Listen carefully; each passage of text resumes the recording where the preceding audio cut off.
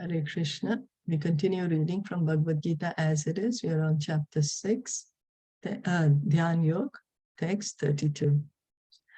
Atmopam yena sarvatra samam pashyati arjuna sukham va yadiva dukkham sayogi paramo mataha.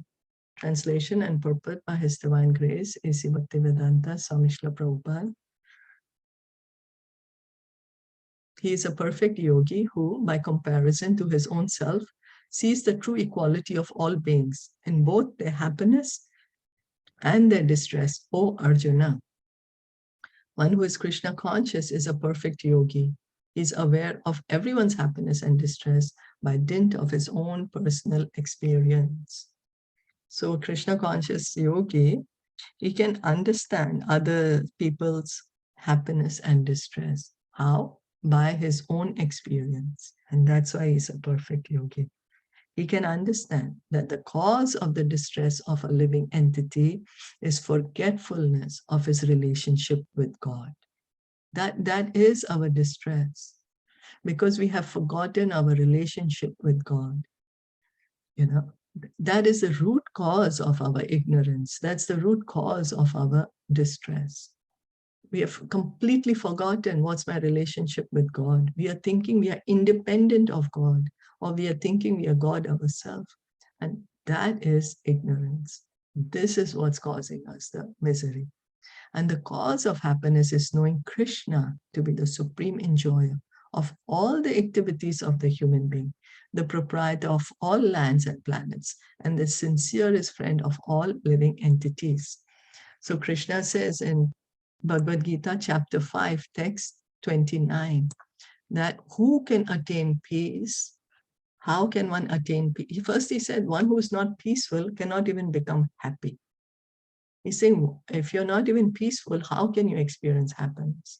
And then he says to Arjuna that what is the peace formula? How can we become peaceful? You see, our minds are so agitated, so restless.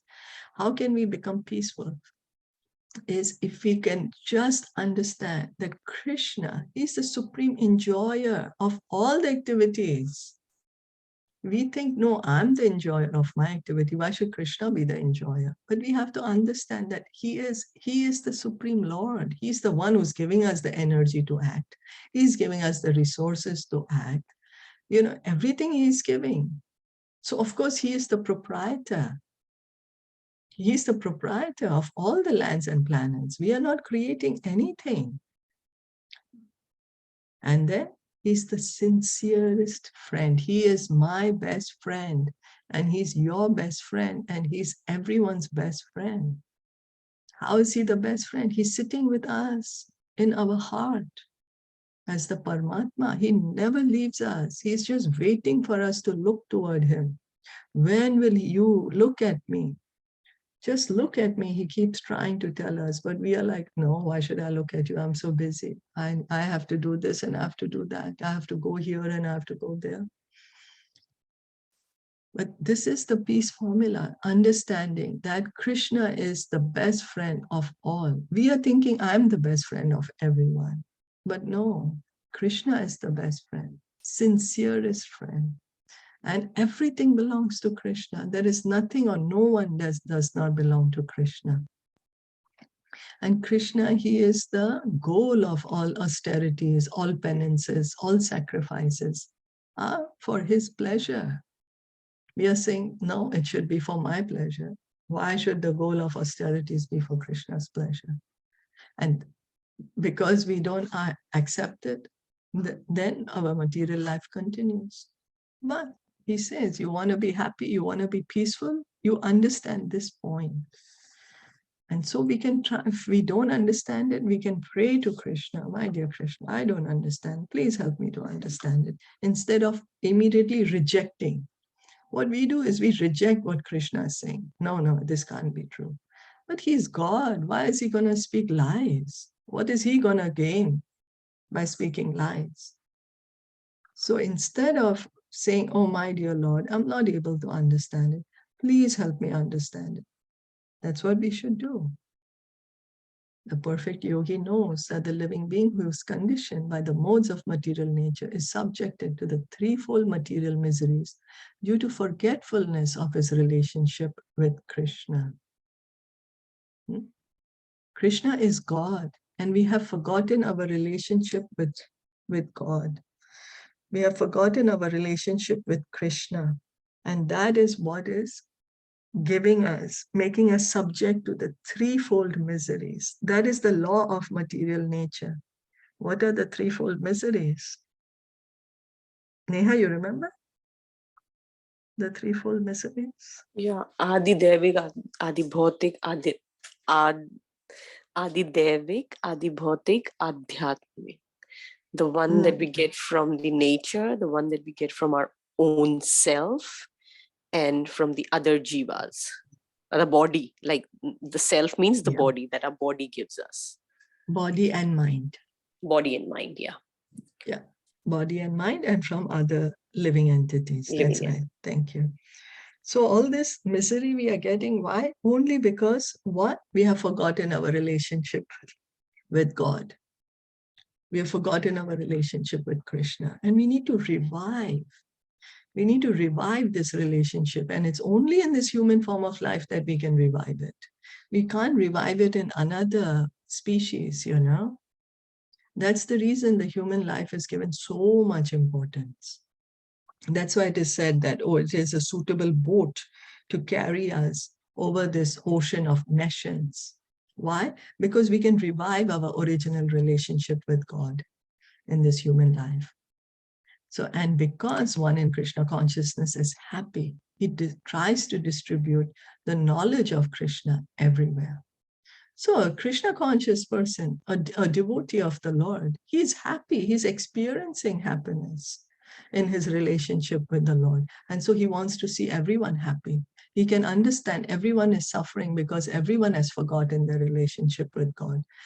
And so he's not envious of anyone. He is a kind, compassionate friend to everyone.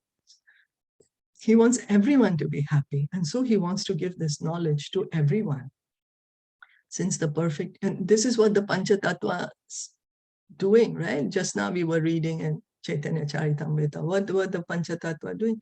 Inundating everyone with love of Godhead. And the Krishna consciousness movement is following in the footsteps and giving this love of Godhead to everyone. Since the perfect yogi tries to broadcast the importance of becoming Krishna conscious, he's the best philanthropist in the world, and he's the dearest servitor of the Lord. Nacha tasman manushyeshu kaschin me priya krittamaha. Bhagavad Gita 18, chapter 18, text 69. So what does Krishna say? That one who gives this supreme, one who teaches this to others is very dear to me. One who gives the knowledge to others is very dear to me. And so a Krishna conscious person is very dear to the Lord. He's the dearest servitor of the Lord. He's the best philanthropist. We think philanthropy we are doing, but that's on the body when we are giving charity or doing something for the body. Sure, do for the body. That's okay. But also together with that, give Krishna consciousness. Together, don't just stay, help someone on the bodily platform, but give them the real help of Krishna consciousness. In other words, a devotee of the Lord always looks to the welfare of all living entities, and in this way, he's factually the friend of everyone. He is the best yogi because he does not desire perfection in yoga for his personal benefit, but tries for others also. So a Krishna conscious person, he's not just sitting down and trying to perfect his own life. No, he wants everyone to go back home, back to Godhead. He wants everyone to be situated in their original position of Krishna consciousness. So he endeavors so hard to give Krishna consciousness to everyone. He does not envy his fellow living entities. Here is a contrast between a pure devotee of the Lord and a yogi interested only in his personal elevation. The yogi who is drawn to a secluded place in order to meditate perfectly may not be as perfect as a devotee who is trying his best to turn every man toward Krishna consciousness. So in the eyes of Krishna, a Krishna conscious person is higher. Why? Because he's giving Krishna consciousness to others. He's not envying others. He's not just happy to make himself perfect, but he cares about others and wants everyone to become perfect. Again, there is no need for comparison, but Krishna himself is saying these things, that one who gives this knowledge to others is very dear to me. He says that. So we just have to follow what Krishna wants. It means this is Krishna's desire. This is Krishna's desire to give Krishna consciousness to everyone. And that's the reason he came 500 years ago and inundated the whole world with his love, as we were just reading. So it is his desire. And we should try to fulfill Krishna's desire.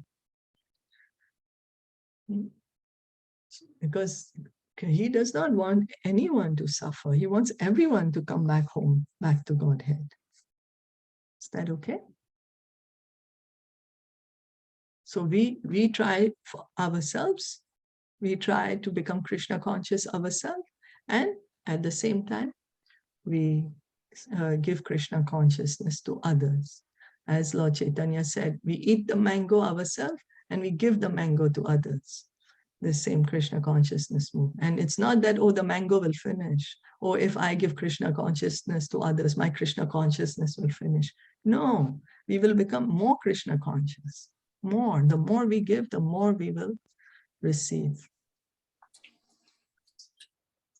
Is that okay? Yeah.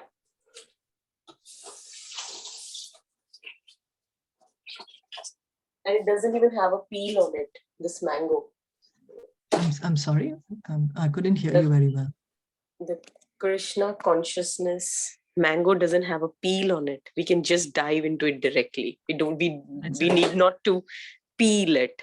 As Chaitanya Mahaprabhu always says that he grew a tree in the backyard, which was full of the mangoes without even the covering. They just plugged it and they just ate it whenever they were hungry. That's right. It doesn't even have a peel. Yes. So we don't have to waste our time even doing that. We just have to dive into it. Yes. It is so nectarian. Yes, that's right. Yes. And Lord Chaitanya is giving us this. He's giving us. So we just have to receive it and give it. Receive it and spread it. The more we spread, the more we will receive. Yeah. Yes, very nice. Thank you. Thank you. Srimad Bhagavad Gita ki jai, Shilpa Prabhupada ki jai, Gaur Bhakta Vrinda ki jai. Hare Krishna.